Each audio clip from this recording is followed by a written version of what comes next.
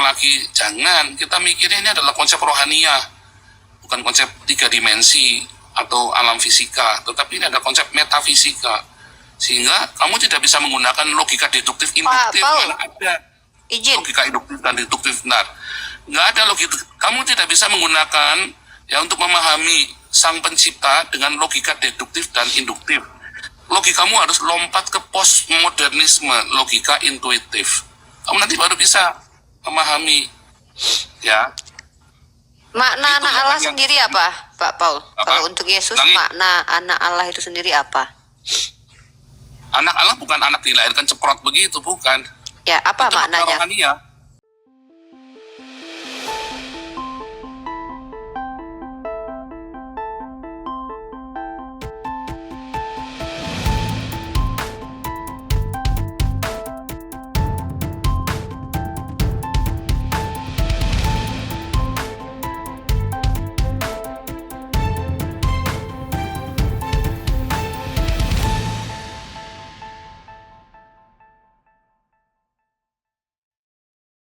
Salam damai sejahtera bagi kita semua kembali dengan saya di channel Gereja YouTube.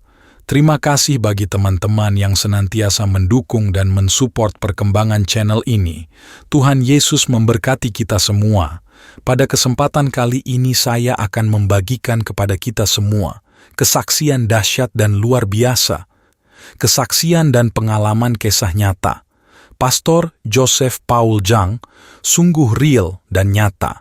Sungguh nyata dan benar adanya, dan aku berusaha mencari siapa yang menciptakan diri kita, tapi Tuhan yang penuh cinta melawat, dan Roh Kudus melembutkan hati dan menerima Dia sebagai juru selamat manusia. Yohanes 15:16. Uni Riva tidak mungkin bertobat dan percaya Yesus. Sudah banyak olok-oloknya dan menghina Yesus. Tapi entah bila suatu saat nanti, Uni Riva mendapat kasih karunia Tuhan untuk diselamatkan. Kita berdoa buat Riva biar Roh Kudus bekerja dalam hatinya, hanya oleh kuasa Tuhan melalui Roh Kudus yang bisa membolak-balok hati orang seperti Riva. Mari kita simak terlebih dahulu video berikut ini.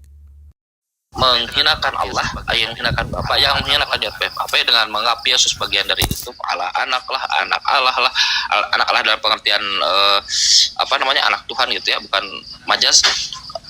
Nah, tidak bisa hidup di dalam hati kata Yesus karena dia jahat. Tidak bisa diucapkan dalam lisan karena dia akan diusir oleh Yesus. Tidak bisa diamalkan karena kata Yesus penyembah yang benar adalah penyembah Bapa. Coba. Nah, pertanyaan saya, bila tidak bisa keimanan itu tidak bisa hidup di dalam 3 hal itu, di dalam hati tidak bisa, di dalam diucapkan tidak bisa, diamalkan. Lalu apa yang selama ini kalian imani teman-teman Kristen? Itu dulu ya sebagai pengantar ya, silakan. Oke, ada kawan-kawan lain mau prolog, silakan. Mungkin Pak Tukang Daging, udah lama nggak dengar suaranya untuk berprolog. Pak Tukang Daging monitor, silakan. Ya, makasih. Sambil rebahan ya, maklumin aja ya. Ya, 2 menit. 2 menit, oke. Takut kepanjangan kayaknya ini moderator. Silakan. Iya. Kalau kita bicara Tuhan yang jadi manusia, ini kan esensinya adalah pagan ya. Penyembahan terhadap berhala. Karena secara konseptual ya, yang namanya pagan itu adalah mewujudkan Tuhan yang gaib itu, transcendence atau metafisik, menjadi sesuatu yang konkret. Nah, walaupun berbeda-beda istilah-istilah yang dipakai di berbagai peradaban maupun wilayah, tetapi esensi dari pagan itu tetap sama dimanapun. Misalnya istilah murti, pengarcaan, penubuhan, inkarnasi, teofani, epifani, emanasi, antropomorfis, dan yang sebagainya itu esensinya itu sama, yaitu mewujudkan Tuhan yang goib itu menjadi sesuatu yang konkret. Contohnya bisa kita lihat pada peradaban Yunani kuno. Tuhan-tuhannya itu, dewa-dewinya itu diwujudkan menjadi hal yang konkret, benda yang konkret atau wujud yang konkret seperti patung, atau dia dipersonifikasikan menjadi manusia. Nah, maka sangat jelas konsep itu sama persis dengan konsep ketuhanan kekristenan, dan itu hanya bisa kita akui kalau tidak menggunakan akal sehat. Kenapa? Ya karena dengan tidak menggunakan akal sehatlah kita bisa menyamakan sesuatu yang berbeda, kemudian dibiaskan, dikaburkan, disama-samakan esensinya dengan objek yang lain. Misalnya alat jual beli, duit atau uang. Kalau kita sama-samakan dengan daun, nah itulah yang kita sebut tidak menggunakan akal sehat. Begitu juga dengan manusia dan Tuhan. Nah, itu yang pertama. Kemudian alasan lainnya menjadikan Tuhan itu manusia ya karena kesalahan pada premisnya. Itu biasanya ya kalau kita tanya teman-teman Kristen, Tuhan, kenapa mereka menuhankan manusia gitu? Kenapa dia jadikan manusia ini Tuhan? Nah, kemudian jawabannya adalah bukan dia menuhankan manusia, tetapi Tuhan itulah yang jadi manusia. Nah, itu kan asumsi dasarnya. Ini sama persis juga dengan rumusan ketuhanan pagan-pagan yang lain. Ya, misalnya yang paling terkenal itu ya pakai silogisme deduktif ya. Ngambil premis-premis yang umum, kemudian ke arah yang khusus, lalu membuat kesimpulan. Ini sebenarnya hanya bisa dipakai kalau objeknya itu apple to apple. Misalnya yang empiris gitu ya. Seperti semua manusia pasti mati. Sokrates manusia. Maka kesimpulannya Sokrates pasti mati. Karena dia kan juga manusia begitu. Tapi kalau kepada ketuhanan menjadi konyol. Kenapa?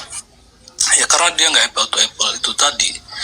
Misalnya seperti premisnya begini, Tuhan maha berkuasa, Tuhan mampu jadi apa saja termasuk jadi manusia. Nah kalau asumsi liar ini kita gunakan, pakai tanpa berdasarkan data dan realitas kita yang terbatas itu, termasuk kemampuan otak kita, maka dia menjadi konyol nantinya. Tuhan maha berkuasa, Tuhan mampu jadi apa saja, termasuk jadi tutup botol misalnya. Maka kalau ada yang menuhankan tutup botol, pakai asumsi yang tadi bisa juga diakui sebagai Tuhan tutup botol itu. Atau saya misalnya, Tuhan mampu jadi apa saja termasuk diri saya. Maka saya kalau ada yang menuhankan pakai asumsi itu sah juga gitu. Nah, apa yang membedakan klaim-klaim itu tadi dengan objek-objek yang berbeda-beda tadi? Sudah ya? Oke. Terima kasih. Oke, ada dua narasi di sini argumennya. Silakan Pak Fauzan untuk menanggapi pertama tentang Bikin kopi, habis bikin kopi dia baru bisa bicara. sudah ditangkap ya apa yang diprologkan dari Kang Chan itu Saya masih tentang gelar Yesus itu ya.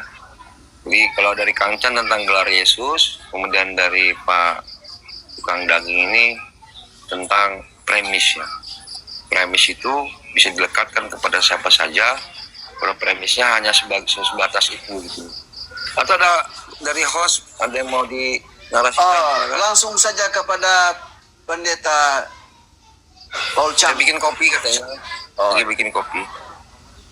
Untuk kawan-kawan yang lain, Ya, silakan. moderator. Ya, moderator saja menyampaikan narasi singkat sebelum Pak Ucang. Silakan. Saya sih tertarik ketika Yesus berkata begini ya, Pak Fauzan ya. Jadilah kerajaan Allah dan kebenarannya itu. Semua ditambahkan. Moderator di bawah ada Uni Rifa. Kan. Ya, semalam Ya, tunggu Uni katanya. Rifa ini dia santun sekali. Ya, saya bangga orangnya cerdas, memiliki ilmu dan santun pada saat Selamat sore ya, Diskusi. Uni Rifa. Assalamualaikum, selamat pagi Pak Fauzan. Oke. Oke. Jadi gini, Pak Fauzan, saya mungkin cuma 30 detik ya. Ketika Yesus berkata, carilah kebenaran, carilah kerajaan Allah dan kebenarannya. Kalau kerajaan Allah ini kan dicari, ya ini surga. Carilah surga dan kebenarannya itu. Padahal Yesus adalah jalan kebenaran, Yohanes 14:6 ya. Apa kebenarannya di sini? Kebenaran adalah pernyataan sesuai dengan kenyataan. Fakta yang nyata. Maksudnya begini. Kalau saya tangkap maksud Yesus ini adalah kebenaran siapakah yang menciptakan surga itu. Dia ini paham sepertinya ajarannya akan dirusak orang. Nah, mungkin dari perspektif Yesus dia akan mengutus roh kebenaran itu, roh kudus. Ya, kalau pemakai Yohanes 14 ayat 24, firman-Nya kamu dengar bukan daripada aku tapi dari Bapa yang mengutus aku. Tapi Pak Fauzan ini kan oneness ya. Mungkin itu nggak berlaku bagi Pak Fauzan. Tapi di sini Yesus memerintahkan untuk kawan-kawan kekristenan ini untuk mencari kebenaran kerajaan Allah itu. Output manusia adalah surga maupun neraka. Dan mungkin Pak Fauzan bisa menjelaskan siapa yang menciptakan surga itu. Dan bagaimana kronologisnya bagi seorang ateis ya, atau agnostik ketika datang kepada Pak Fauzan ini. Pak Fauzan ini cara merepresentasikan surga yang Anda imani, kemudian Anda paparkan kepada mereka sehingga mereka percaya bahwasanya surga itu adalah ciptaannya Yesus. Silakan Uni Rifa kalau mau bernarasi. Ini sebelum Pak Fauzan, dia bikin kopi nih Fauzannya. Silakan nih. Uni Rifa. Saya sedikit ya. Kalau boleh si topiknya itu lebih mengkerucut gitu. Kalau bisa sih ditumpuk banyak gitu ya. Khawatir yang pertama yang bersangkutan juga mungkin tidak menangkap gitu. Yang kedua juga nanti kehilangan fokusnya gitu. Kalau misalnya yang tadi itu mau dieliminir nggak masalah gitu. Tapi mengkerucutkan saja lah gitu. Ya, ini ada Bu dosen ini. Bu dosen, selamat pagi Bu dosen. Enggak, saya bukan dosen, saya mahasiswi. Jadi gini, saya sepakat tadi sama Kang Chan, apa tema kira-kira yang bisa dikerucutkan dan di sharing dua arah di sini, atau memang Pak Fauzan memang sengaja memang diletakkan sebagai narasumber terus dia memberitahukan pengetahuannya di sini, itu terserah lah. Tapi yang jelas kalau memang yang dibahas di sini tentang konsep surga neraka itu kan ada korelasi dengan keselamatan ya. Temanya aku rasa keselamatan. Tapi aku sebenarnya lagi pengen basicnya kenapa? Basicnya Fauzan dianggap sebagai oneness, dikatakan sebagai oneness, dan dia memang deklarasi juga. Tapi kemarin penjelasan tentang ketertunggalan aku pernah lihat sekilas itu kok jatuh ke unitarian. Nah, aku ingin konfirmasi gitu loh. Kenapa waktu penjelasan tentang Tritunggal itu kok konsekuensi yang aku tangkap justru coba jelaskan Uni. jadi treatise subordinat. Iya, waktu itu aku pernah masuk tuh. Kronologisnya Ya, jadi silakan. kronologinya yang gitu, aku masuk ke Komal, dia lagi nyeritain tentang penjelasan Tritunggal, dan dia menceritakan bahwa si Firman ini bukanlah sumber, tapi sumber adalah si Bapak itu sendiri gitu. Nah, itu aku entah aku yang salah dengar, makanya kayaknya aku pernah rekam dan aku lupa tuh rekamannya di mana itu. Aku tuh rekam itu. Ini gimana, apa dia lagi menjelaskan iman unitarian atau memang dia berpindah haluan ke unitarian gitu. Mungkin kalau aku tuh itu yang aku mau, makanya aku kemarin minta jadwal supaya entah aku ke Komandia atau kita PK berdua atau katanya malam ditunggu. aku lagi on the way. Aku lagi on the way karena aku juga lagi di Jakarta sekarang kan.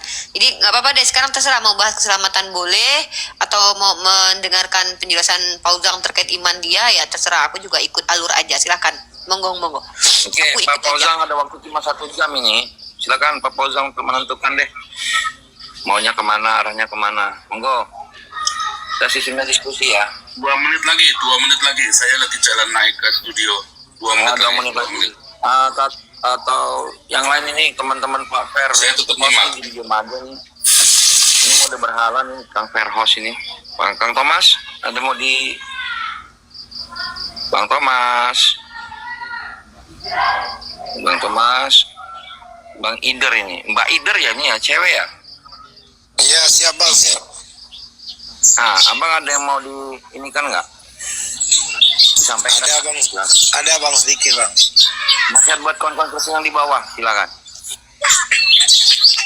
Ini Bang, saya yang mau apa saya tadi kan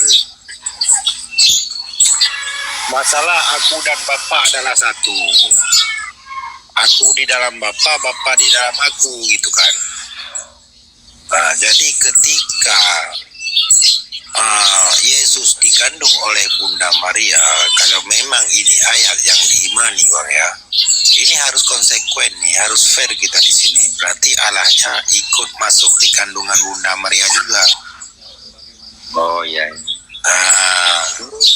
Ini kita benar-benar harus fair mengimani dan meyakini yang tertulis.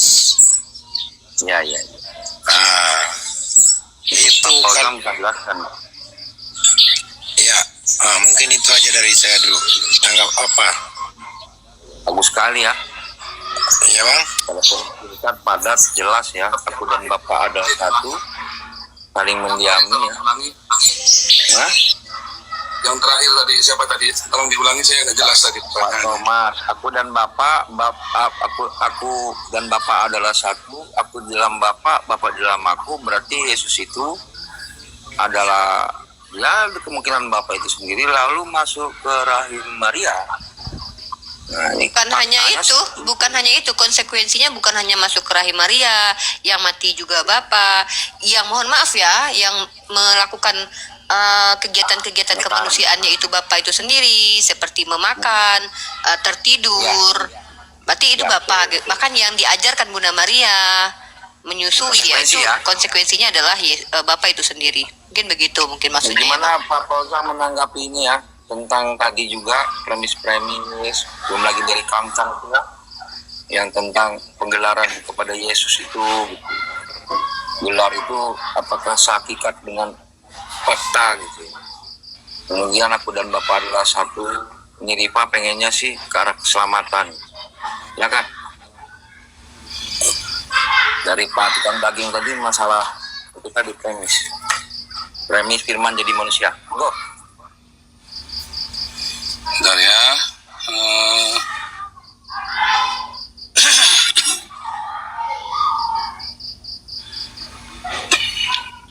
Yang pertama ya, kalian itu harus tahu persis loh kata Tuhan dengan Allah, kurios dengan teos, dan harus konsisten. Kapan digunakan kata kurios, kapan digunakan kata teos. Ya, sebab kalau kamu antara kurios dengan teos kalian nggak konsisten, yang mana dalam perjanjian baru dan perjanjian lama selalu konsisten, ya. Nanti kalian akan terjebak, dan jangan pakai KBBI, tapi pakailah bahasa aslinya. Kuriosnya kapan, teosnya kapan. Kapan jadi Adonai atau Yehova, kapan itu jadi El atau Elohim. Itu harus ini loh, harus konsisten. Baik orang Kristen sendiri juga suka, orang Kristen di Indonesia ya, suka nggak konsisten, sehingga ketika kalian ngobrol-ngobrol nggak nyambung semua tuh. Satu pikir kemana, satu pikir kemana. Itu ya, ini harus konsisten. Setiap definisi di dalam Alkitab itu harus konsisten, jangan dipaksain. Terus tadi ada bilang definisi, tadi Bapak narasi yang Bapak tidak suka, ya Pak, tidak suka paket pengajarannya tidak suka. Sebetulnya nggak begitu ya, karena konsep Mesias anak Allah tadi, karena konsep Mesias dan anak Allah itu justru yang ditekankan oleh Tuhan Yesus selama 33,5 tahun di muka bumi ini. Akulah Mesias, akulah anak Allah. Ya kan, ketika orang-orang menyebut Yesus Nabi, dia nggak urusan, nggak peduli. Tetapi ketika ada orang berkata, kamulah Mesias, anak Allah, dia langsung mengkonfirm dengan keras sekali, ya, dengan mengkonfirm, iya, langsung begitu. Itu mesti kita ngerti itu. Jadi jangan anggapan orang yang kita pakai. Menurut anggapan orang banyak berkata dia adalah nabi, nggak kepake tuh. Di dalam Alkitab itu nggak kepake yang seperti itu. Itu kan sebuah narasi panjang kondisi saat itu untuk mendeskripsikan apa pikiran orang. Tetapi bukan itu yang dipikirkan oleh Yesus sendiri selama 33,5 tahun di muka bumi ini yang tertulis di dalam Alkitab. Ya, begitu kamu pakai narasimu sendiri, kamu jadi salah. Ya, orang Kristen pun suka berpikir Yesus adalah nabi. Ya, Saksi Yehova, terus siapa lagi tuh? Budi Asali, termasuk ya. Karena dia menggunakan kata anggapan orang tadi. Di situ orang mulai salah tuh, mulai pada masuk. Mulai masuk dalam kesalahan-kesalahan, akhirnya kalian dapat usir sesuatu yang nggak ada disebut di dalam Alkitab. Itu ya. Terus, Nadi, saya bukan Wanes ya. Saya dari dulu saya bukan Wanes. Saya dari dulu dengan sangat jelas saya lahir dibaptis ditahbiskan oleh gereja Trinitas ya. Saya bukan Wanes, tetapi saya respect dengan banyak Wanes Unitarian, saya respect. Nah, sekarang setelah saya belajar semakin dalam, saya beyond Tarian, beyond Trinitas, beyond Oneness, beyond semuanya. Nanti Riva kalau mau bisa nanti, tadi malam saya nungguin Nandar, katanya mau datang, nggak datang, ditungguin orang banyak tuh si Nandar tuh. Ya. Kalau nggak salah, ya saya di bus, saya di dalam perjalanan, jadi nggak bisa. Si Nandar, tadi malam itu jam tapi 9 malam saya tungguin pernyataan sampai Pak Pauzang, izin. Pernyataan Pak Pauzang nih, Pak Pauzang bilang tadi ada 2 poin ya pernyataan dari Pak Pauzang terkait tentang satu, jangan mengambil informasi dari anggapan orang. Oke, aku sepakati itu ya. Kita tidak perlu mengambil tuduhan orang gitu kan, dan itu kita anggap sebagai kebenaran. Nah, berarti Pak Pauzang dengan begini bisa tidak menerima bahwa tuduhan bahwa Yesus menyamakan dirinya dengan Allah itu sesuatu yang tidak benar ya. Itu tuduhan dari orang Yahudi. Itu satu poin, nanti tanggapi. Yang kedua adalah ketika Pak Pauzan mengatakan bahwa Yesus sebenarnya dituduh sebagai nabi padahal dia bukan nabi. So bagaimana pernyataan Yesus yang mengatakan seorang nabi tidak dihormati dari tempat tinggal aslinya, tempat asal kelahirannya. Dalil seperti itu ada, mungkin nasnya saya tidak perfect menyampaikannya. Terus yang ketiga, kita bicara tentang teos dan kurios. No, ini 3 poin yang beliau jelaskan. Enggak, ini 3 poin yang dia jelaskan, dan ini relate semua. Pernyataan bahwa kita bisa membedakan teos dan kurios. Oke, saya sepakati. Saya juga sudah belajar ya, walaupun mungkin tidak sepengetahuan saya tidak sehebatnya Pak Pauzang. Saya hanya belajar tipis-tipis ya, dan itu pun autodidak. Kalau kita bicara tentang kurios, di mana kata ini, oke, saya sepakat disamakan dengan kata rob.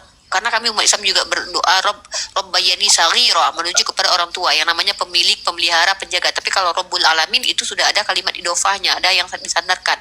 Tapi kalau kita bicara tentang Rob dalam makna secara etimologi, asal kata itu sama dengan kurios yang artinya Lord atau Sayyid. Dan ternyata pemilik keledai yang diambil oleh Yesus juga adalah dipanggil kurios. Tapi ternyata Yesus juga dipanggil Theos dalam 1 Ibrani pasal ke-8. Ibrani pasal 1 ayat ke-8. Nah, di situ Bapa memanggil Allah kepada anak.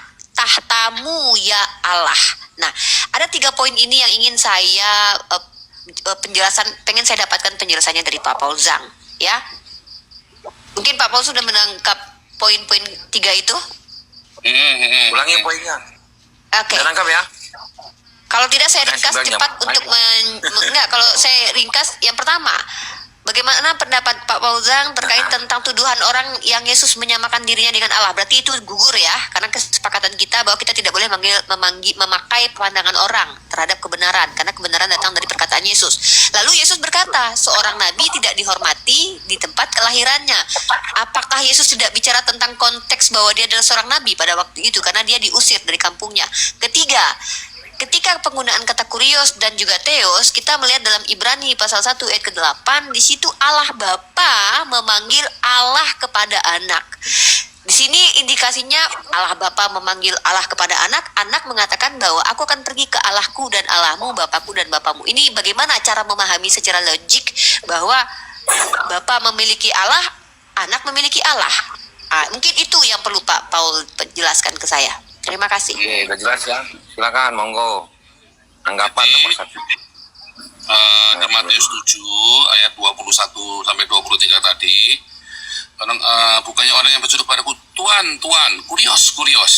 Itu dari kata kurios yang akan masuk dalam kerajaan Allah. Tapi orang yang melakukan kehendak Bapa, yang melakukan teon. Nah, kan? Jadi ada ada kata kyrios di situ, ya, yang melakukan kehendak Bapakku, ya, telematopater, kok telematopater, yang melakukan telematopater. Nah, apa itu telematopater? Telematopater itu ada di dalam Yohanes 6 ayat 40. Kehendak Bapa, telematopater adalah itu ya. Jadi ada urutannya tuh, kita mesti tahu dia lagi ngomong apa nih. Jangan kehendak Bapa kan supaya kamu mengenal Allah Subhanahu wa taala, supaya melalui, aduh, itu karangan semua. Kamu nggak bisa pakai begitu ngomong sama dalam debat akademis, kecuali kamu mau debat kusir, kamu bisa tuh pakai begituan. Akhirnya kalian bertengkar kalau kamu comot sana sama mau sendiri diperkosa semua. Orang Kristen juga begitu, sama itu Tritunggal Oneness juga sama tuh, diperkosa semua. Jadi kamu masih kalau dari teks, jangan pakai kata perkos Pak, nanti di ban sama TikTok karena kata-kata perkos itu sensitif. Itu akun kita bisa di ban. Disingkat-singkat. Diganti aja dengan terkaos gitu, karena kalau menyebutkan kata itu detail biasanya itu akan kena pelanggaran gitu. Ini kena ban loh Pak Paul gitu. Cuman himbau Pak. Lanjut. Kalau memang di tulisannya kan begitu kan. Iya, tapi TikTok sensitif. Menjuli nih, saudaranya Dabling. Silakan Pak Paul. Tetapi ketika orang tahu nih, ini teksnya bunyinya apa nih, iya kan? Jangan kamu nggak bisa terus mau taruh asumsi kamu di situ. Jangan. Pertama, ingat aturannya, teksnya dulu kudu benar. Tadi kutipan teksnya harus benar. Kalau kamu kutip teksnya sudah salah, maka nanti bisa salah semua tuh. Apalagi kemudian sama-sama nggak hafal, terus ternyata nggak ada teksnya bunyi begitu, ya. Nah, terus tadi, jadi apakah kehendak dalam Yohanes 6:40 kehendak Bapa supaya seorang mengenal anak dan percaya padanya, lalu aku membangkitkan di akhir zaman, membangkitkan supaya beroleh hidup yang kekal. Itu ya kehendak Bapa. Terus, kenapa tidak melakukan perintah-perintah Yesus? Perintah yang mana?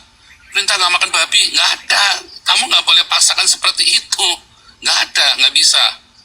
Kamu harus tahu, tempatkan itu dalam kerangka teks itu, konteksnya itu, dan benar-benar budaya saat itu. Jadi perintah Yesus itu bukan nggak makan babi, tapi perintahnya untuk saling mengasihi. Jadi kalau kamu kan disebut pengikutku, pengikut Yesus, kalau kamu saling mengasihi, termasuk bukan Tritunggal Oneness. Kamu nggak bisa bilang, kalau kamu nggak Tritunggal, kamu masuk neraka. Itu orang Tritunggal bilang, kalau orang Oneness ya, orang Oneness juga bilang, kalau kamu Tritunggal, kamu anti Kristus. Nah itu juga salah tuh, ya kan? Nggak ada ayatnya. Bahkan nanti di surga, kamu tidak akan ditanya, kamu Tritunggal apa Oneness. Enggak, kamu akan ditanya, kamu ada saksi nggak? 1 Yohanes 5 ayat 8, 3 saksi air, roh, dan darah. Ya kan, kesaksian kan yang membuat kamu diselamatkan, air, roh, dan darah. Yaitu baptisan air, darah Yesus, baptisan air, dan Yohanes pasal 5 ayat 7 ya? 8. Ayat 7 itu kan koma Johanneum. Ayat 5 itu koma Johanneum, itu teks aslinya nggak ada. Ya. Dan itu boleh dianggap tambahan ya? Menurut beberapa teolog. Memang nggak ada, memang aslinya nggak ada. Bahkan di Alexandrinus pun nggak ada. Jadi kita harus menggunakan kodeks Vatikanus, Sinaiticus, Alexandrinus. Itu kan saling melengkapi mereka, karena masing-masing kan teksnya sama, tapi ada yang bolong. Kenapa bolong? Karena nggak ada. Yang mereka terima waktu itu nggak ada teksnya, rusak. Jadi mereka nggak boleh paksa di situ, nggak boleh paksa masuk. Dilengkapi dengan Ada pendapat ini Pak Paul dari William Barclay. Pak Paul terima tidak? Di dalam pemahaman Alkitab setiap hari yang saya baca, William Barclay mengatakan bahwa ayat itu dikutip bab ketiga ya, sama bidat Spanyol Priscillian gitu. Pak Paul sepakat tidak dengan pendapat William Barclay? Pendapat William Barclay. Enggak, itu kan si Budi Asari yang ngomong ya, kalau nggak salah ya. No. Saya punya bukunya, William Barclay, Pemahaman Alkitab Sabda dan Surat Yohanes, di halaman 185 kalau saya masih ingat ya. Tapi itu nggak ada. Jadi tidak ada ayat ke-7 itu nggak ada. Ayat ke-7 nggak ada. Ya, dari Ya. awal udah nggak ada. Ya, maksudnya memang berarti Pak Paul sepakat ya bahwa ayat itu tidak ada sebelumnya di manuskrip asli. Nah, pernyataan dari Itu William baru ada Barclay. 16 itu teks reseptus Nah, baru ada. betul. Menurut gua.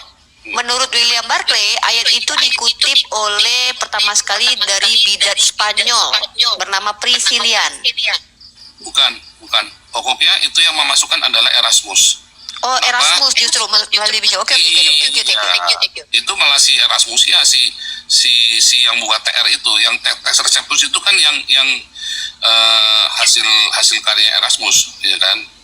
Itu orang hebat itu, tetapi ya dia ada pesanan juga, karena waktu itu Martin Luther kan baru misalkan dari Katolik, takutnya nanti gegeran lagi gereja Katolik ya kan, takutnya gegeran lagi. 19 ya. Abad ke-16 zamannya Martin Luther ya. 16. Tapi ternyata Martin Luther kan tetap mengakui Trinitas kan, sehingga sebetulnya ayat itu nggak perlu, malah jadi bikin geger kan. Si Isaac Newton juga sampai nulis surat tuh, kaget Isaac Newton. Itu kan zamannya Isaac Newton ya, fisikawan itu ya. Tapi kan zaman itu semua takut kan, takut sama gereja Katolik kan, baru tegang dengan Martin Luther, takutnya perang mereka kan. Kenapa takutnya perang? Karena Martin Luther langsung mengatakan Paus adalah antikristus. Wah, itu tuduhan yang serius sekali itu, dan pengikutnya Martin Luther satu Jerman. Seluruh Jerman itu pengikutnya Martin Luther. Jadi supaya menjaga perdamaian, jangan terjadi konflik, semuanya diam. Dan itu saya menganggap itu positif, tetapi tetap kebenaran akan dibukakan, ya kan. Abad ke-18 kebangkitan teolog liberal itu, terima kasih kita, ya kan, karena teolog liberal ini kan mencairkan ketegangan di dalam semua denominasi gereja kan, gitu ya. Jadi kita balik lagi, jadi kita kembalikan ke teksnya yang benar ya. Kalau ada beberapa teks yang tidak ada di dalam Yohanes 7 misalnya, tentang perempuan yang zina, ternyata ada di teks Alexandrinus, maka kita bilang itu ada. Itu beda dengan Koma Joanneum ya, itu beda. Itu ya. Terus, jadi kita kembalikan, apakah perintah ya dari Tuhan Yesus? Perintahnya itu bukan tadi ya, sunat babi apa segala macam, makan babi segala macam, bukan. Perintahnya itu adalah mengasihi. Karena seluruh hukum Torah itu ya, seluruh hukum Torah itu kan ada detailnya, ada mitzvotnya ya, ada mitzvotnya 613. Tetapi yang namanya, jadi apa dong Torah itu? Orang Goyim nggak mungkin, mereka sudah 1500 belajar Torah 1500 tahun. Orang Goyim nggak bisa, makanya sama Hillel ketika ada orang Goyim datang, kamu belajar ini, mengasihi sesama. Rabai Akiva itu zamannya Yohanes di Patmos ya, tahun 135 itu ya, Rabai Akiva itu ya. Rabai Akiva itu yang pertama kali bikin grafnya Talmud itu ya. Dia pun berkata, ya, Ve'afta chamocha lereacha, itulah inti dari hukum Torah. Mengasihi sesama, tapi ada pendahulunya ya. Kasihlah Tuhan Allahmu ya, Ve'afta Adonai Eloheika, Ve'afka et Adonai Eloheika, Bekol lafafka, Ubekol nafseka, Ubekol meodeka. Kasihlah Tuhan Allahmu dengan segenap hatimu, dengan segenap kekuatanmu, dengan segenap jiwamu, dengan segenap kekuatanmu. Yang kedua, kasihlah sesama manusia.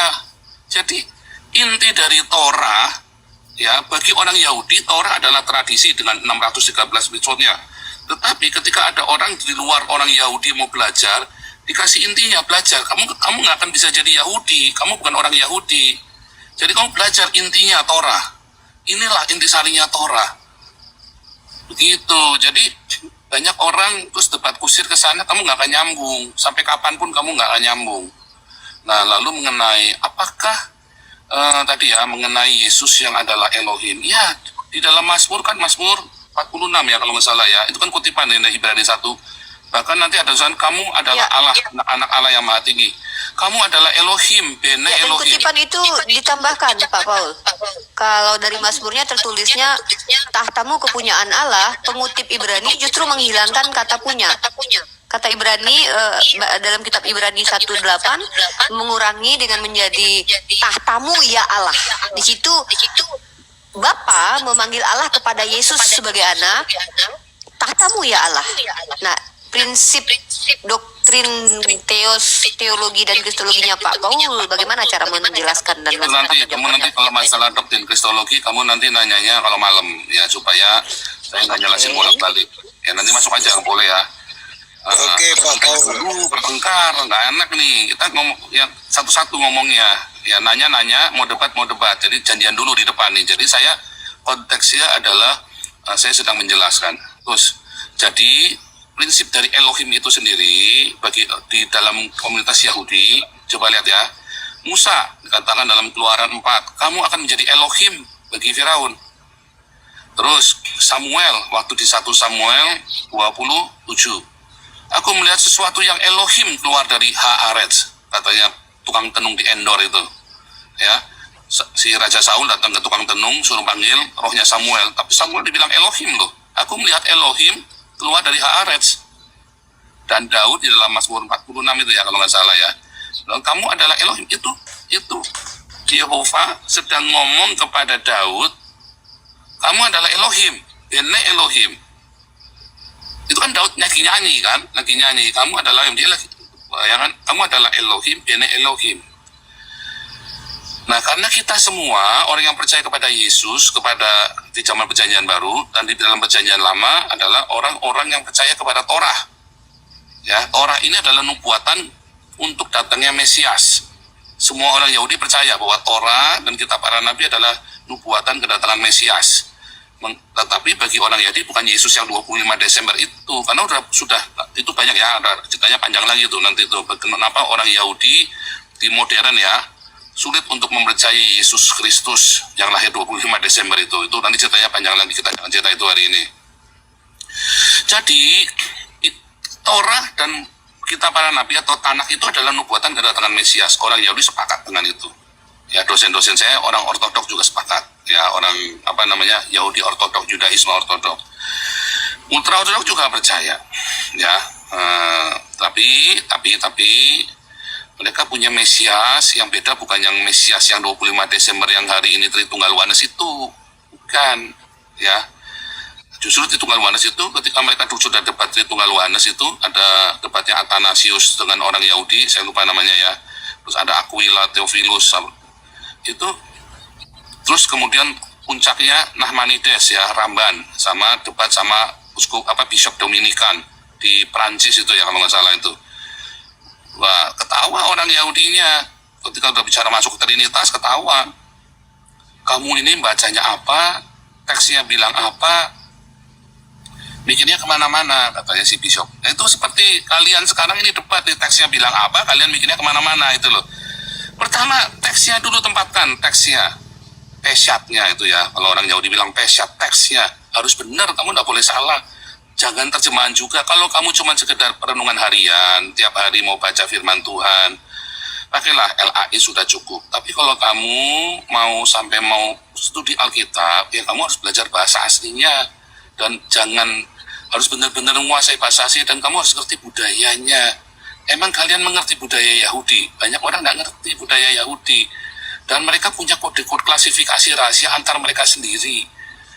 Ya, jadi kita harus benar-benar mengerti masuk dalam kehidupan mereka. Itulah sebabnya saya bela-belain, saya benar-benar sekolah di Haifa. Kenapa? Karena saya harus ngerti apa yang mereka pikirkan.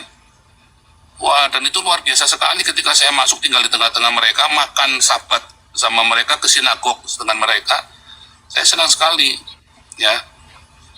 Nah, jadi itu penting sekali. Jadi kamu nggak bisa asal ucap ini artinya ini. Ya kalian berantem sampai kapanpun kalian berantem. Ya. Terus, jadi teksnya harus benar ya. Jadi konsep Elohim itu ada. Ya manusia yang Elohim yang dianggap Elohim oleh Bapa. Karena kita semua adalah Elohim. Karena apa? Karena ada Roh Allah. ya kan, ada ruah Elohim di dalam orang itu, makanya disebut Elohim dia. Mengapa Yesus disebut Elohim? Mengapa orang Yahudi di zaman Yesus menolak Yesus adalah Elohim? Karena di zaman itu orang Yahudi itu sudah jauh dari konsep ini. Wah, mereka sudah teologinya sudah kemana-mana. Jadi ketika Yesus berkata, aku anak Allah, dia memanggil El adalah Bapaknya, bukan Elohim ya, lihat ya, Yesus memanggil El, kenapa? Singular, sama dengan Theos. Ketika Yesus disalib, teriaknya apa? El, lama sabatani. Bukan Elohim loh, bedain ya. Eli, lama sabatani. Konsep Bapa dan Anak itu ada di zaman Daud. Setelah itu, ya setelah zamannya Maleakhi kemarin, udah nggak ada 400 tahun. Orang Yahudi asing dengan Bapa dan Anak. Nolak ketika Yesus bilang, El adalah Bapakku, orang Yahudi marah. Karena dengan demikian, anggapan orang Yahudi, dia menyamakan diri dengan Bapaknya. Makanya Yesus kan mengutip tadi juga ya, di Matius itu, engkau adalah Allah, anak-anak Allah yang maha tinggi. Kepada Daud, lalu kenapa kamu jadi marah-marah kalau saya bilang saya anak Allah? Begitu ya. Jadi itu sebuah nubuatan memang Daud. Izin Pak, kalau interupsi Pak Baulang. Dengan Ya. 3 tema saya tadi bagaimana? Apa itu? Tiga poin. Saya lagi menjelaskan dari satu-satu kan tentang Elohim tadi kan, menjelaskan Elohim di zaman itu. Ya, dalam 1 Ibrani 8 itu di situ Allah, di situ Theos atau Kan Kurios? Elohim. Di situ kan Theos, tapi kan kutipannya kan kita tahu dia lagi kutip dari mana, sehingga kita ngerti maksudnya. Tetapi memang ya kita lihat tadi di awalnya nih kan, Musa akan menjadi Elohim bagi Firaun. Ya, terus Samuel, kutipan itu ada narasi yang dihilangkan, itu menurut Pak Paul gimana? jangan dulu, itu nanti panjang kita ceritanya, itu bisa nggak cukup 30 menit. Oke. Itu panjang banget. Karena masalah belum tentu dihilangkan, lihat gramatikalnya ya. Dan itu kutipnya dari Septuaginta. Interupsi Pak Paul, jangan interupsi ya. Ya, Interupsi. Noise nggak? Noise. Kita mute dulu Pak Paulzangnya ya. Pak Paul Zang, kalau kita lagi ngomong itu double. Dari tempat Pak Paul Zang itu double. Kalau kita ngomong tuh nggak double. Karena mungkin Pak Paul Zang tadi keluar dari aplikasi terus masuk lagi, maka itu bisa bikin double begitu. ulangi caranya gimana? Kalau saya ngomong, oke, ini udah oke. Ini udah oke.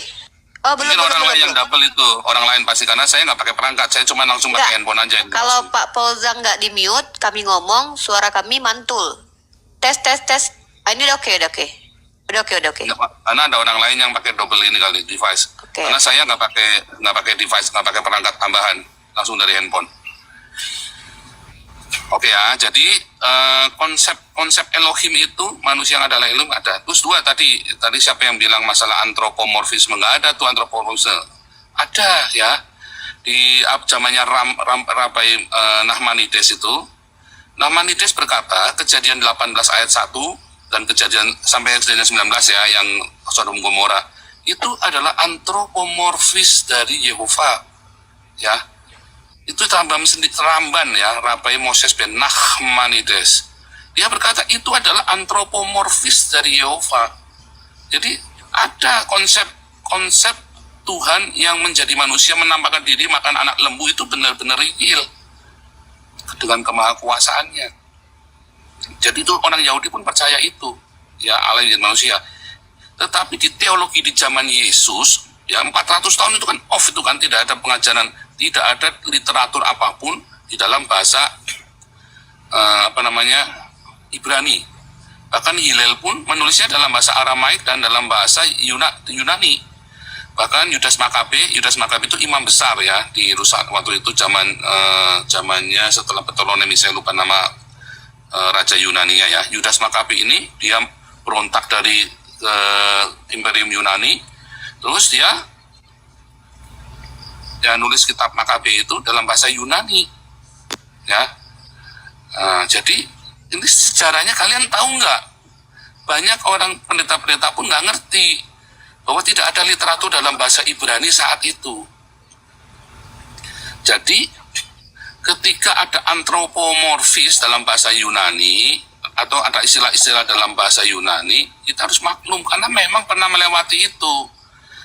Nah, baru di Yavne tahun 90 mulai orang-orang terjadi gerakan anti Nazaren, kemudian puncak. Tapi mereka masih tetap menggunakan Septuaginta. Buktinya apa?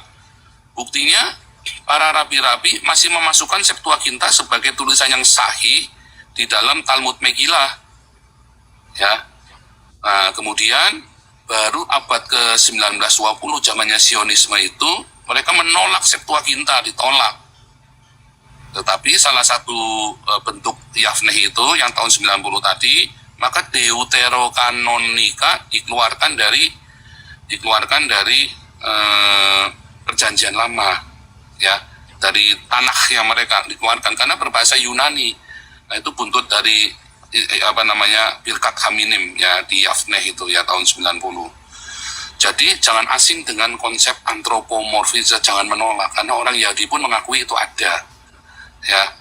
Dalam Kabalah pun dikatakan ada ya antropomorfis. Saya juga belajar Kabalah ya walaupun saya belum selesai, tapi saya harus masuk kelas lagi, cuman saya masih cuti, kita nih masih libur sekarang ini. Jadi kita pun belajar itu Kabalah ya. Terus jadi jangan aneh kalau ada konsep Elohim itu, Anda jangan kejang-kejang. Orang Yahudi pun tahu manusia yang disebut Elohim gitu ya. Bukan berarti dia dewa, enggak, karena Allah sendiri yang membuat dia jadi Elohim. Ya kan suka-suka dia. Bisa. Kenapa dia dipenuhi dengan roh Elohim? Makanya dia disebut Elohim.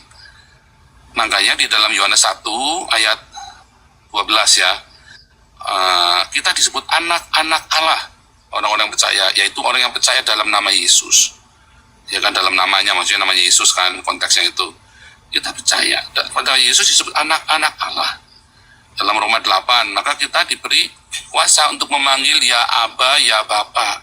Konsep Bapa dengan anak ini bukan lahiran bersalin pakai bidan. Konsep Bapa dan anak ini, karena ini bukan 3 dimensi, ini cerita dunia rohani. Jadi kepala kita jangan berpikir nanti ibunya siapa, mentengi siapa, terus siapa lagi. Jangan, kita mikirnya ini adalah konsep rohania, bukan konsep 3 dimensi atau alam fisika, tetapi ini ada konsep metafisika. Sehingga kamu tidak bisa menggunakan logika deduktif induktif. Mana ada Izin. logika induktif dan deduktif benar.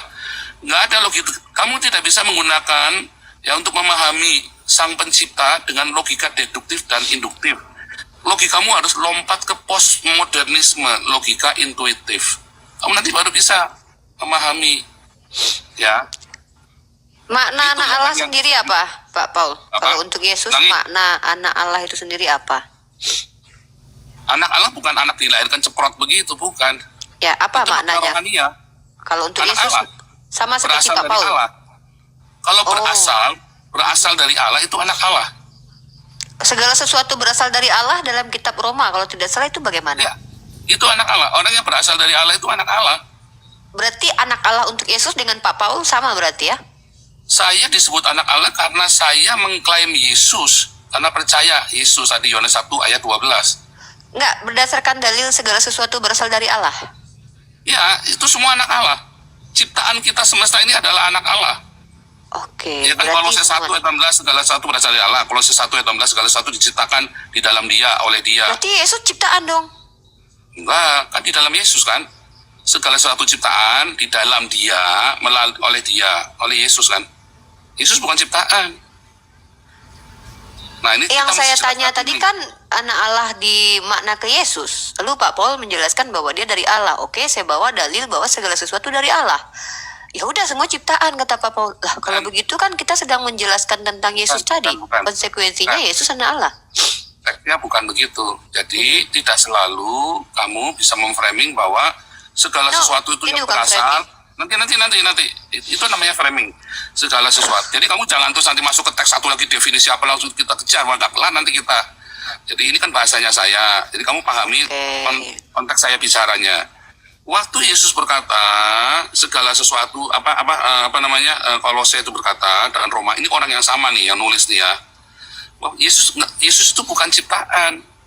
Konteksnya anak Allah, dia berasal dari Allah.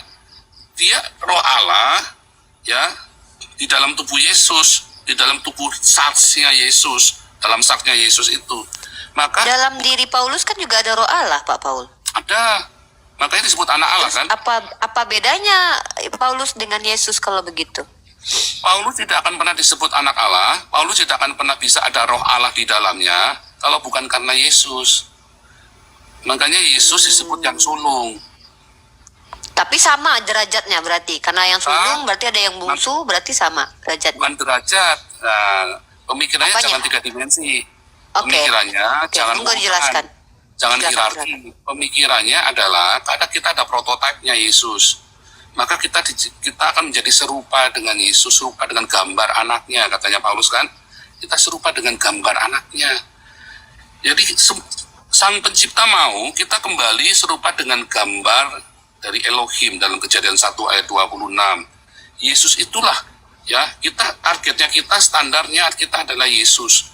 Bukan ada kemaluannya, bukan ada kumisnya, bukan. Tetapi kesempurnaan tubuh jiwa roh itu, ya, sempurna dengan gambar anaknya.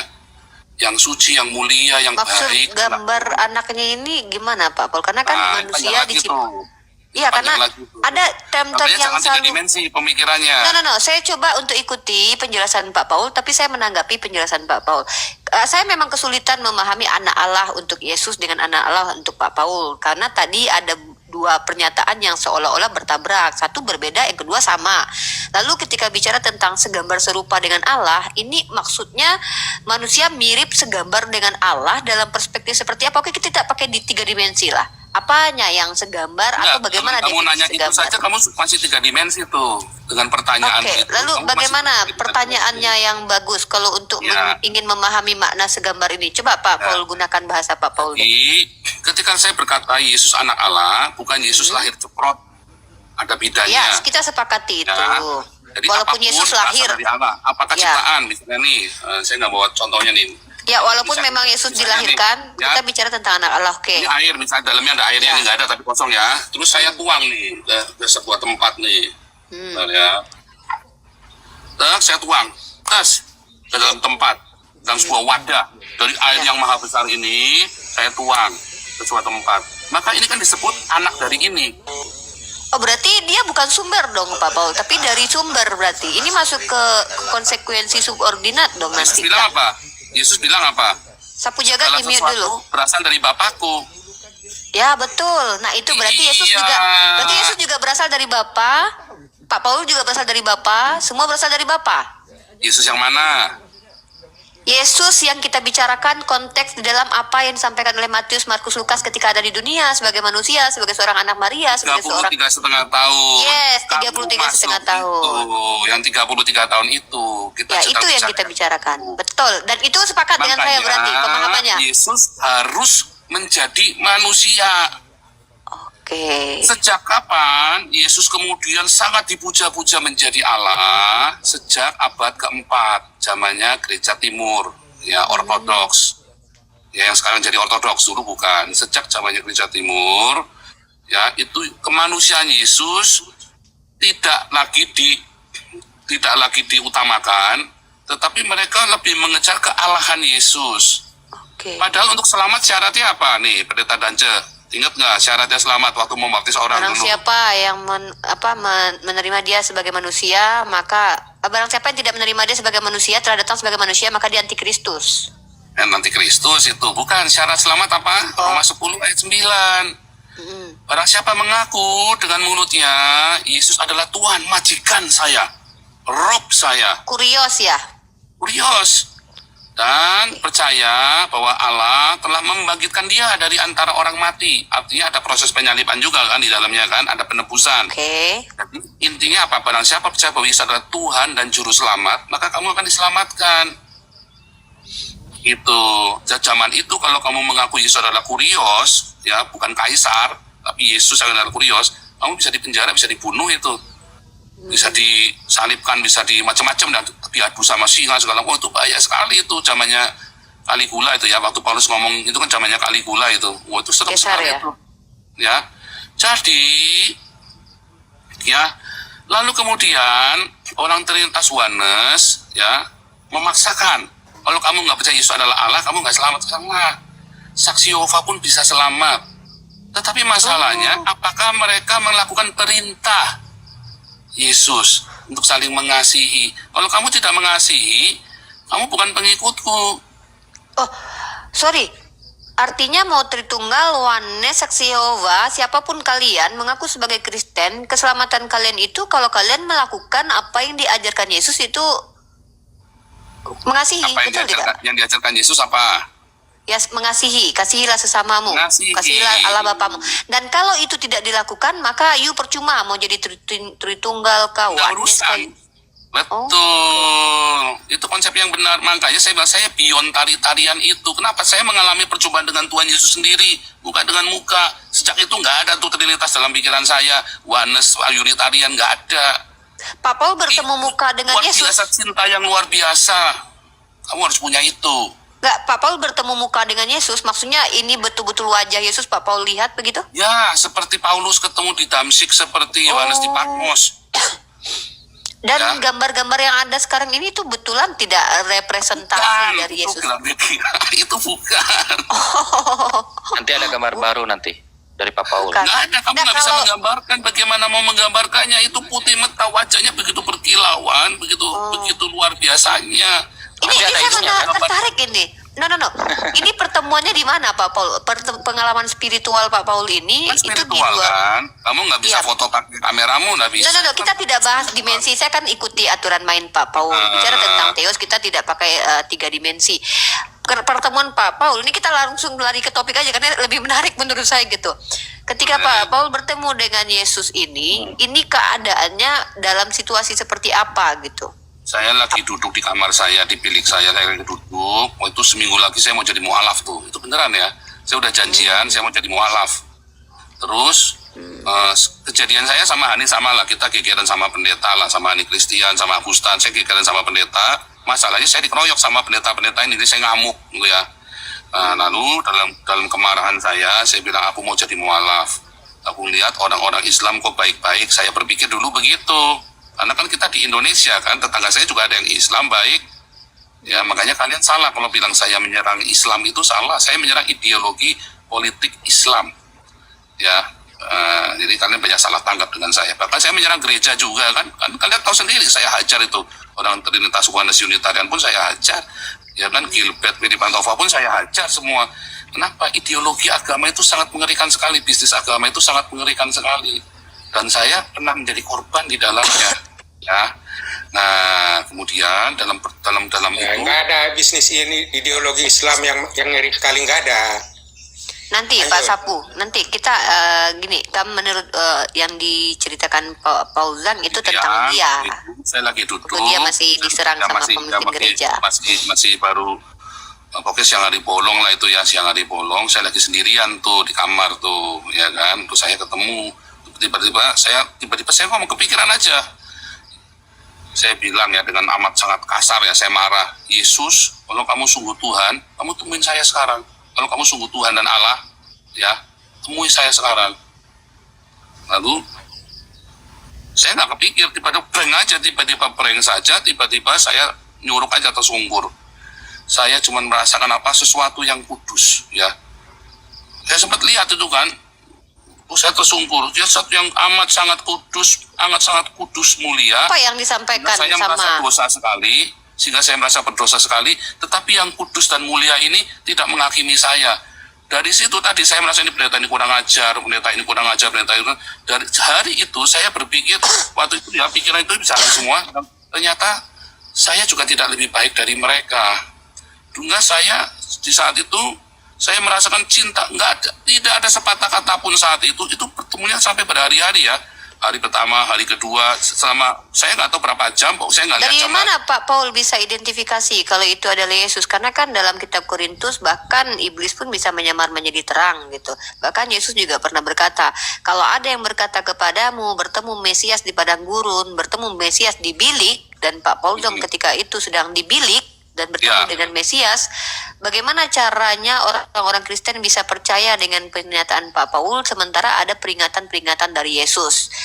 Gitu, silakan. Nanti dulu. Jadi ya, kemudian dari mana saya tahunya itu Yesus? Saya kan tadi bilang ada sesuatu yang amat sangat kudus sehingga saya merasa saya lebih baik dari orang-orang. Tiba-tiba saya tahu saya tidak lebih baik dari mereka. Yang tadinya saya marah, tiba-tiba marah itu hilang.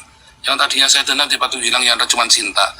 Saya yang tidak kudus ini kemudian tiba-tiba ada suatu penerimaan. Baru kemudian di hari berikutnya saya melihat satu video film masa lalu saya bisa tahu masa bayi saya ngeliat itu 4 kali diputar ya, 4 kali diputar dalam itu saya baru ngeh kalau itu saya. Habis itu kemudian suaranya berkata, kamu melayani aku lagi.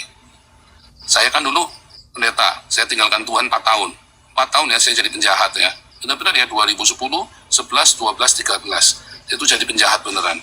Karena jadi penjahat beneran, penjahat ya, saya kemana-mana bawa pistol dulu.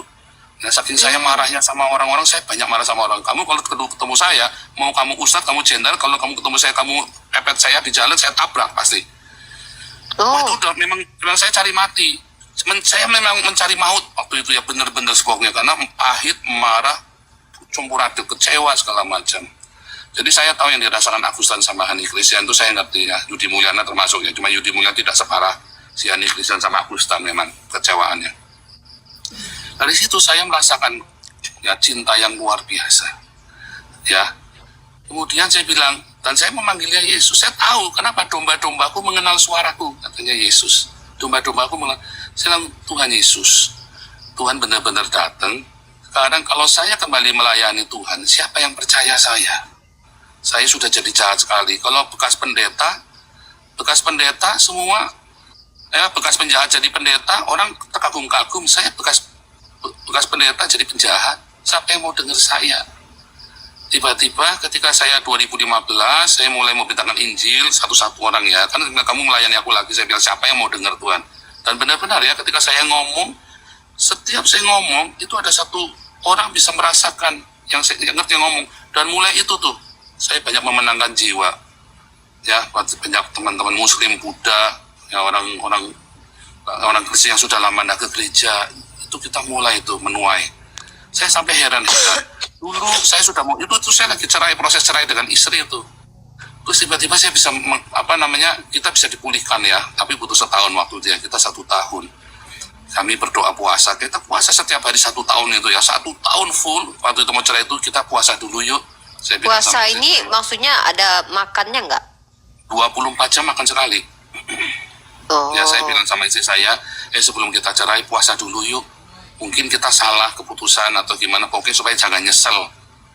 Ya, nah istri saya sudah marah, sudah mau tinggalkan saya itu. Saya bilang puasa dulu yuk kita yuk. Sambil puasa sambil berantem tuh kita tuh. Ya masih berantem juga. Kita kalau berantem serem ya. Tapi nggak jadi cerai kan? Dan selama puasa itu tiba-tiba kita bisa saling mengampuni. Dan tidak jadi cerai ya? Tidak jadi cerai berarti? Sampai sekarang kita dipulihkan. Bahkan lebih indah daripada yang dulu. Ya, berarti dari situlah Pak Paul percaya kalau itu adalah Yesus, pengalaman spiritual itu. Walaupun ada 2 ayat yang memang peringatan dari Yesus. Karena gini Pak Paul ayatnya mungkin kamu salah. Ayatnya kamu salah. Iya, saya tidak sempurna mengutipnya. Lihat dia ada di bilik, lihat ada di gurun, janganlah pergi ke sana. Ya, jangan kau pergi ke sana. Ya. Pengalaman dengan Tuhan itu bisa di dalam bilik kamarmu. Gitu. Okay. Yesus bilang apa? Kalau kamu berdoa, masuklah ke dalam bilikmu. Oke. Yang saya Bapamu pertanyakan yang di surga yang mendengarmu. Betul. Jadi kamu harus ayatnya itu harus seperti dia pesyat. Teksnya jangan salah. Ya, oke. Saya lebih fokus di ini, pengalaman spiritual ini. Nah, lanjut kemudian, saya ada pertanyaan yang cukup, maksudnya mungkin pertanyaan logika sih ya. Kenapa yang ditemui Yesus ini melulu adalah orang-orang yang jahat, Pak Paul? Kenapa orang-orang yang tidak pernah jahat, tidak pernah mengaku ketemu Yesus? Contoh ya, dulu Manubulu, ketika dia menampilkan murtadin itu selalu diiringi dengan kisah pertemuan dengan Yesus. Ada yang mantan narkoboy digendong Yesus ke kamar mandi, si Fatimah Satkia waktu itu mungkin Pak Paul masih ingat, dia Fatimah Satkiah. Nggak tahu. Saya nggak tahu. Saya kan nggak pernah ngikutin channelnya orang-orang. Oke. Atau Sofiatul gitu kan, atau beberapa apologet dari kalangan murtadin itu mengakunya bertemu dengan Yesus. Apa mereka boleh dikatakan sebagai nabi, Pak Paul? Seperti Pak Paul yang juga adalah nabi, berarti mereka bisa tidak dikatakan nabi menurut bilangan 12 ayat 6. Ya, bilangan 12 ayat 6 ya. Barang siapa ada nabi di antara kalian, aku Tuhan menampakkan diri dan menyatakan berkata dengan dalam mimpi gitu. Sorry, nasnya tidak sempurna, mungkin Pak Paul bisa menyempurnakan. Bagaimana menurut pendapat Pak Paul itu? Karena kalau Pak Paul itu sendiri ditemui oleh Yesus, kemudian boleh diklasifikasikan ke dalam nabi, bagaimana dengan para murtadin tersebut yang juga ditemui oleh Tuhannya Pak Paul sendiri gitu? Ya, jadi satu, mengapa Tuhan banyak berjumpa dengan, saya ulang ya, yang satu jangan masuk ke sana dulu. Satu, orang-orang yang berjumpa dengan Yesus. Satu, Yesus yang mana? Jangan-jangan Yesus yang di Gramedia lagi. Yesus yang diceritakan Matius, Markus, Lukas yang hidup 33 tahun. Kamu tanya Yesus yang mana yang kamu ketemu nih? Gitu. Yang foto-fotonya di Gramedia nih. Yesus di dalam Alkitab, ya, ketika dia naik ke surga, ketika dia menjumpai orang-orangnya, tidak pernah dalam rupa seperti yang di Gramedia itu. Selalu dalam terang benderang, putih metah, dan dia selalu di dalam cintanya, sehingga orang itu tidak dituduh, tidak dimarah-marahi, ya, tetapi dia merasakan cinta yang luar biasa, sampai cinta itu membekasi hidupnya dia, dan dia bisa kembali penuh dengan cinta. Itu selalu kamu lihat. Lalu kamu lihat nih yang kedua, buah dari pertemuan itu harus selalu ada. Ada orang ketemu Yesus, ngaku-ngaku ketemu Yesus, tapi dia tidak ada buahnya. Hati-hati, ujilah segala sesuatu. 1 Tesalonika 5 ayat 21.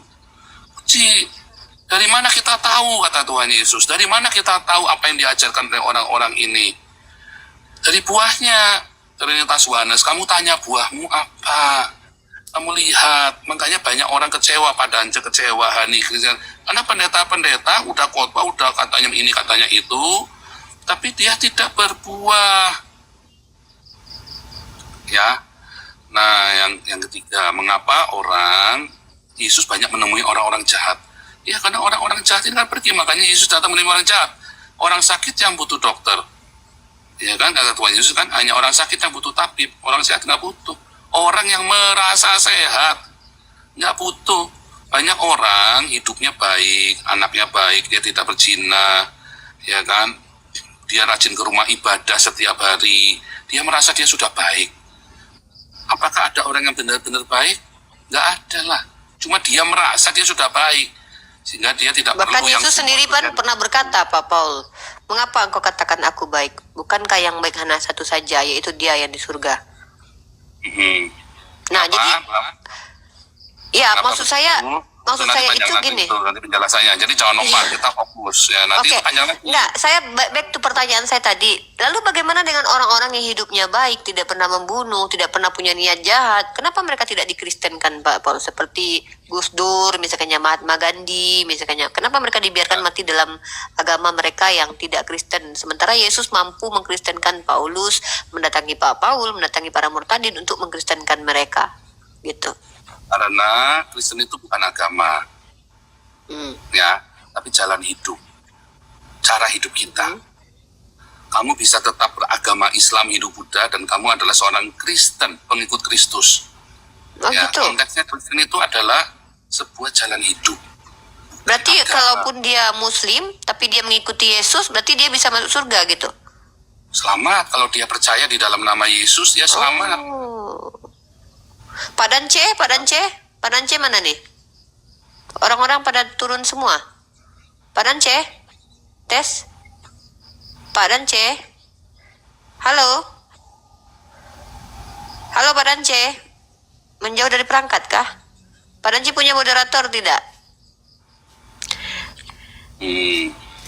Ya, lanjut saja supaya tidak ada sistem keroyokan. Oh, Tidak apa-apa, memang sengaja gini. Oh, oke, ditulis Iya, pada memang saya Jadi, sengaja. Ya gitu, Pak Paul. Saya itu lebih tertarik mendengarkan penjelasan dari segi teologi dan kristologi Pak Paul. Cuman karena sudah ada penjelasan dari awal, saya hanya menanggapi saja.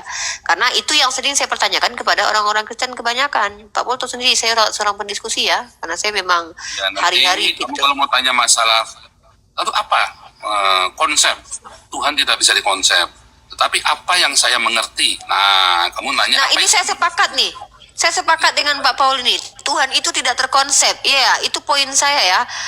Tapi bagaimana ini nih, bagaimana penjelasan Pak Paul terkait Bapa bukan anak bukan Roh Kudus bukan Bapa, tetapi mereka satu. Itu kan konsep. nanti malam ya, kalau hari Selasa ya, hari Selasa boleh. Hari Selasa. Ini banyak sekali yang menarik. Berarti saya bisa berepisode-episode berkunjung ke roomnya Pak Paul Bisa, dengan boleh. pertanyaan segudang nih. Oke. Ya, boleh nanti. Tapi saya minta tolong ya, saya lelah. 45 menit bicara kan, Ya. supaya jangan karena itu 3 jam, saya live kan 3 jam, 45 menit di awal misalnya kan, supaya jangan kemalaman kamunya kan. Ya, karena gini Pak Paul, saya sedang berusaha menghindari debat kusir. Satu, saya hanya ingin eksplor pengetahuan. Ya, jadi silakan Pak Paul jelaskan. Saya akan catat poin itu, dan tentu nanti ketika ada penjelasan yang tidak sesuai dengan Pak Paul, itu kan saya jadikan perbandingan gitu loh dengan Ya. orang-orang yang berbeda. Itu bagi saya bisa adalah nanti kamu ilmu. tanyakan ke saya lagi, menurut ini ada yang bilang Siap, begini, siap. nanti saya jelaskan. Oke. Karena Setuju, nggak saya setuju. punya planning Pak Paul, saya punya rencana ingin membuat sebuah buku hasil diskusi 5 tahun saya dengan teman-teman Kristen, pemaparan mereka tentang skema teologi dan kristologi mereka. Saya sudah ada beberapa yang saya wawancara kemarin dari Saksi Yehova. Nah, terus saya ingin wawancara Pak Budi Azali. Beliau seorang Calvinis ya, dan pendekatan penjelasan beliau terkait Tritunggal pun cukup berbeda dengan kekristenan dan yang lain. Nah, saya ingin mungkin kalau Elia, saya tidak tahu nih, kalau menurut Pak Paul sendiri, dia punya kapasitas tidak, kredibilitas tidak dalam menjelaskan ketritunggalan. Bisa Enggak tidak lah, menjadi dia satu? kan nggak Bisa. sekolah, dia kan nggak ngerti. Oke, siap. Kalau Budi Asali, Muri Wali, walaupun saya sangat tidak setuju, tetapi mereka kan sekolah. Kamu bisa Oke, siap, pakai siap. pendapatnya. Ya. Esra Sohu, Deki Gadas, itu kan sekolah.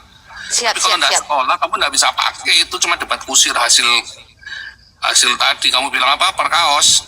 Iya, perkaos bahasa ya. Betul-betul sepakat.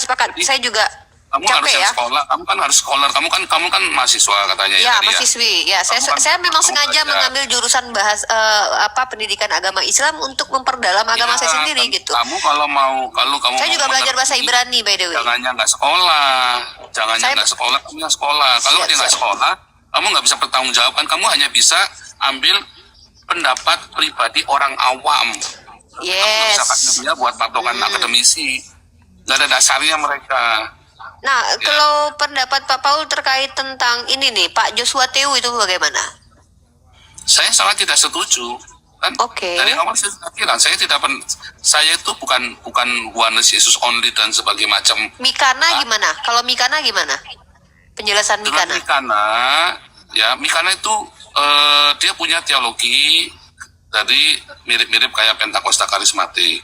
Satu-satunya Allah, jadi dia punya doktrin bahwa satu-satunya Allah ya Yesus sendiri, dan Yesus itulah Bapa. Enggak, Bapa. Yesus adalah Bapa. Iya, Yesus Kalau adalah Bapa. saya tidak pernah setuju Yesus adalah sang Bapa sendiri. Oke, menarik. Mengapa? Ya karena kalau Yesus adalah sang Bapa sendiri, maka kita kan Bapa disalib, Bapa mati, kan jadi begitu Ya, kan? itu konsekuensinya yang tadi kita bahas. Iya. Kalau Samuel Sihaan, Pak Paul? Ya itu kan sama kan, konsepnya sama. sama seperti itu. Oke. Cuman saya tetap bisa menerima mereka. Oh Kalau iya, misalnya berarti Mikana, pemahaman sejauh ini berbeda Mikana sebenarnya. bagus. Sejauh ini Oke. Mikana bagus. Jadi Ya, saya tetap mensupport Mikana. Kenapa saya nggak mensupport yang lain? Iya karena nggak bagus, nggak berbuah, cuman berantem doang. Oke, Ya, saya siap. support. Kalau kamu berbuah, kamu ada jiwa-jiwa dimenangkan, dipulihkan, didoakan, dilayani, ya kan orang-orang yang lagi sakit didatengin, ya kan diperhatikan. Itu kan ajaran Tuhan Yesus mengasihi. Yang sisanya itu tadi bilang apa? Oke. Yang sisanya itu cuma berdebat kusir doang. Oke, saya paham. Yang penting kamu Baik. mengasihi apa enggak. Kalau kamu tidak punya cinta di dalam hidupmu, kamu mau ngaku Yesus Tuhan pun nggak selamat. Oke, saya sudah Kamu harus ambil poin-poin mengasihi. itu. mengasihi musuh-musuhmu, berkatilah orang yang menganiaya kamu. Ya, jadi gini Pak Paul, yang menjadi polemik sekarang adalah ketika teman-teman Kristen punya amanat untuk menyampaikan Injil ke seluruh makhluk, kemudian memenangkan jiwa-jiwa. Kalau dari sisi, mungkin Pak Paul tidak tahu ya, orang Apa Islam ini definisinya memenangkan jiwa dulu sebentar? memenangkan Saya jiwa, cari oke, mana. baik. Mungkin yang saya pahami memenangkan jiwa ini adalah ketika mengabarkan Injil, kemudian orang yang dikabarkan Injil itu akhirnya percaya dengan Injil kerajaan surga itu dan kemudian menerima Yesus sebagai juru selamatnya yang mati menebus dosa-dosa Adam, atau nanti kita bahas dosa waris sudah jauh lagi melenceng. Nah, itu mungkin memenangkan jiwa atau bagaimana? Sebentar, namanya definisi memenangkan jiwa itu nggak sepanjang itu. Ya itu kan salah satu, itu kan processingnya.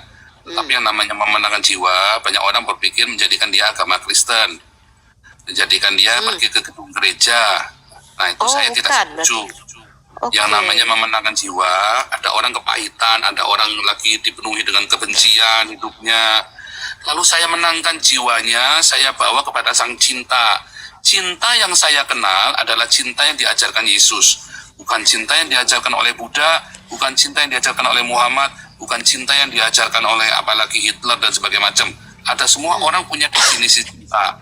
Di Eropa yang namanya cinta, ya kalau ada orang homoseksuality kan, oh ini cinta nih. Bukan, itu nafsu. Itu saya Oke. ajarkan. Kristen kalau penginjilan Itu di jalan-jalan, saya mungkin ini izin. selalu percayalah kepada sang cinta. Lalu ada yang Di nanya, bawah ada Pastor Ben cinta, itu. itu bukan cinta, itu nafsu, lust. Pak Paul, di bawah ada Pastor Ben.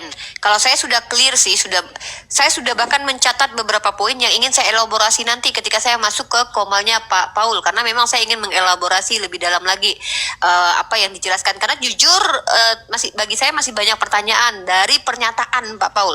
Itu ada Pastor Ben di bawah Pak Dance, dan beliau membuat statement yang cukup frontal di bawah ya, dengan mengatakan bahwa Pak Paul sesat karena tidak menerima Yesus adalah Bapa itu sendiri. Apa Pak Paul menerima beliau untuk berdiskusi ke atas atau bagaimana? Tuhan Nanti biar Yesus Pak berkata, Dance. saya hanya punya waktu cuman sampai 8 menit lagi.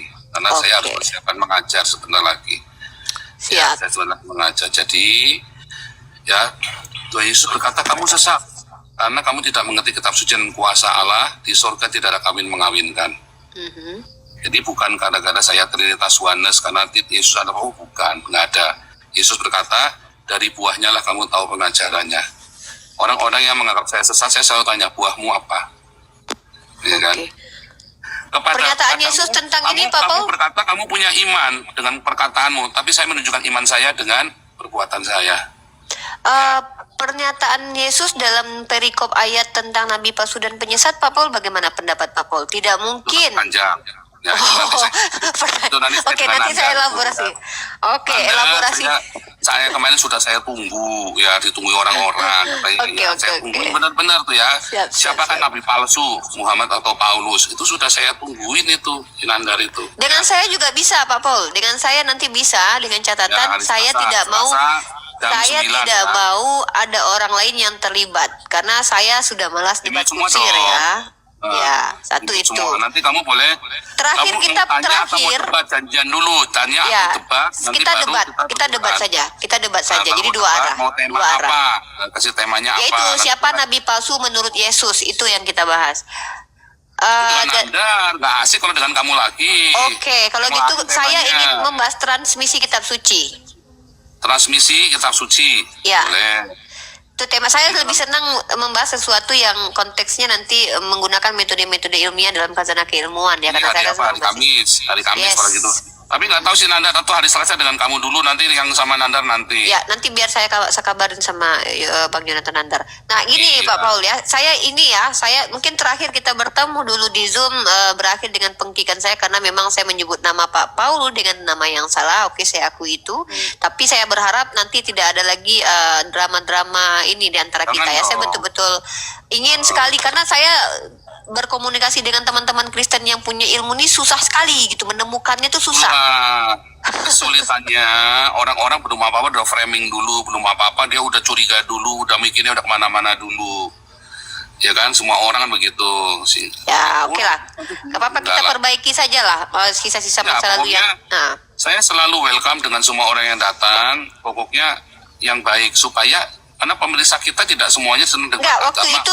waktu itu yang terjadi memang Pak Paul kondisinya sedang dalam masa-masa yang sangat ini ya. Oh, saya Kamu masuk kan itu. tahu saya lagi diserang seluruh Indonesia kan, Ya, saya tahu. saya kan. Saya Iya. sedang masuk ke koma Saya di mana sedang Pak high Paul sedang tension saat emosi itu. dan Iya, sedang high statement-statement tension. Pak Paul itu pada waktu itu statement yang sangat-sangat luar biasa ya, dan saya masuk Biasa. di waktu itu. Dan saya Jadi sengaja. oke. Good. Artinya saya punya kesempatan nanti ya debat dua arah dengan Pak Paul dengan tema yang sudah kita tentukan.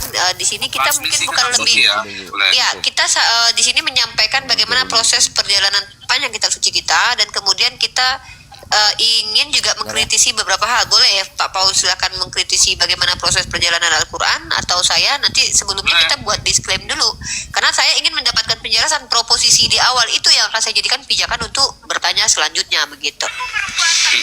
Nanti kan di awal 10 menit untuk atau 15 menit untuk presentasi punyamu.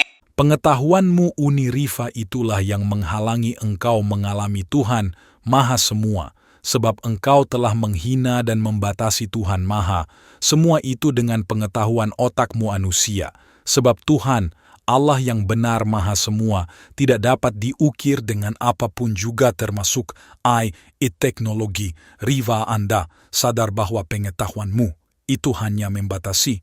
Engkau mengalami Tuhan Allah Maha Semua. Yang engkau bahas itu doktrin Tubdi, Kristen Trinitas Onunes, Delel, itu doktrin manusia bukan dari Tuhan Maha Semua, sebab Tuhan tidak dibatasi dengan doktrin Riva Ali, Tuhan Allah Maha Semua itu. Kalau engkau menghormati Tuhan Maha Semua dan memuliakan Tuhan dalam hidup Riva, dan terutama adalah hormat Roh Kudus, Tuhan Allah Maha Semua, dan milikilah Roh Kudus itu dalam dirimu Rifa, baru kau bisa melihat kemuliaan Allah, Tuhan Maha Semua dalam hidupmu.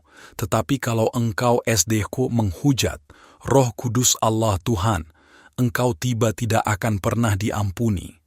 Ibu Rifa, kita belajar bersama-sama, bukan dengan pertanyaan-pertanyaan yang menjebak, memojokkan, Deleas, seperti menjelaskan anak Allah.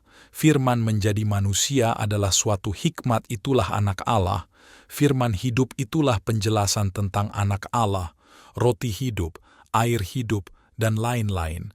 Dan kenapa Allah kok jadi daging, jadi manusia? Itulah karena semua manusia sudah jatuh dalam dosa sejak Adam melanggar perintah Tuhan. Jadi Tuhan harus nolong manusia, bukan manusia menghampiri Allah pergi ke surga. Jadi Tuhan datang ke dunia yang penuh dengan dosa ini. Dan karena manusia yang mau diselamatkan ditolong ditebus dosanya, maka firman itu jadi manusia. Dan kalau kita mau belajar dengan hati yang tulus, semua dibukakan disingkapkan oleh firman Allah. Tapi apologet kebanyakan memaksakan isi hatinya supaya orang ikut dan sepakat dengan dia. Tapi carilah kerajaan Allah dan kebenarannya, maka semuanya akan ditambahkan kepadamu. Jadi, orang yang benar-benar mau mencari mengenal Tuhan, Allah, pasti Tuhan nyatakan dalam kehidupan kita sehari-hari. Dan ciri-ciri orang yang mengenal Tuhan, ada sukacita, ada damai sejahtera dalam hidupnya. Dan orang mengasihi Tuhan, mengasihi sesama, pasti Tuhan berkenan, dan ada Tuhan di dalam dia. Seperti roh dan daging selalu berlawanan, keinginan daging dan keinginan roh. Kita daging sedang Tuhan roh. Dalam menolong manusia maka roh menjadi daging. Sebab Tuhan suci, kita ada dosa, kita pasti mati kalau berjumpa Tuhan manusia. Maka roh menjadi daging adalah penjelasan dari anak Allah. Ini sebagian penjelasan tentang anak Allah. Nah teman-teman gereja YouTube, bagaimana pendapat dan tanggapan saudara setelah menyaksikan video ini? Oleh karenanya silakan berkomentar di kolom komentar. Berharap komentar saudara adalah komentar yang membangun, komentar yang positif, yang baik, serta komentar-komentar yang mengedukasi kita semua. Itulah tadi video yang bisa saya bagikan. Kalau saudara suka jangan lupa bagikan ke media sosial saudara. Terima kasih. Tuhan Yesus memberkati kita semua. Ya. Cukup rupiah 10,000 per pekan. Puji Tuhan kita dapat menjadi dampak, menjadi bagian pembagian Alkitab gratis. Saudara gereja YouTube mau enggak ambil bagian dalam program membagikan 1 juta Alkitab gratis di Indonesia? Saya percaya pasti mau. Dari gereja YouTube buat gerakan membagikan 1 juta Alkitab ke seluruh pelosok Indonesia. Pasti saudara mau satu Indonesia faham Alkitab. Kita punya sebuah program membagikan 1 juta Alkitab gratis di Indonesia. Yap, jadikan Indonesia dengan membagikan Alkitab, membagikan kabar baik, dan pastinya kita mau membagikan Alkitab dengan bentuk fisik. Nah ini, kalau kita bersama-sama dukung ini bisa bergandengan tangan. Kita gunakan channel gereja YouTube untuk terus bergerak maju dan berdampak mewujudkannya bersama. Misinya apa? Kita ingin mencetak 1 juta orang yang hafal dan haus akan firman Tuhan yaitu melalui Alkitab gratis. Nah kalau ini bisa, terjadi 1 juta penduduk Kristen Indonesia bisa membaca Alkitab, maka kalikan 10. Maka 10 juta orang akan membaca Alkitab, membaca firman Tuhan. Dengan itu, ini tidak akan terwujud kalau tidak dengan cara bergandengan tangan. Saudara-saudara gereja YouTube, kita gunakan channel gereja YouTube untuk terus berdampak dan melayani lebih lagi. Dukung program ini, agar kita bisa membagikan 1 juta Alkitab gratis di Indonesia dengan cukup sisihkan rupiah 10,000 per pekan. Puji Tuhan kita dapat berbagi, berdampak memuliakan nama Tuhan Yesus. Yak ikutan detailnya ada di kolom deskripsi atau bisa melalui rekening gereja YouTube yang dinaungin atas nama Yayasan Cipta Pelita nomor bank BRI 04210034205666 dengan menulis P8, artinya program ke-8 gereja YouTube. Mungkin itu pengumuman kali ini. Saya Abdullah dan semua tim pelayanan di gereja YouTube dan Yayasan Cipta Pelita mengucapkan banyak terima kasih. Tuhan Yesus memberkati.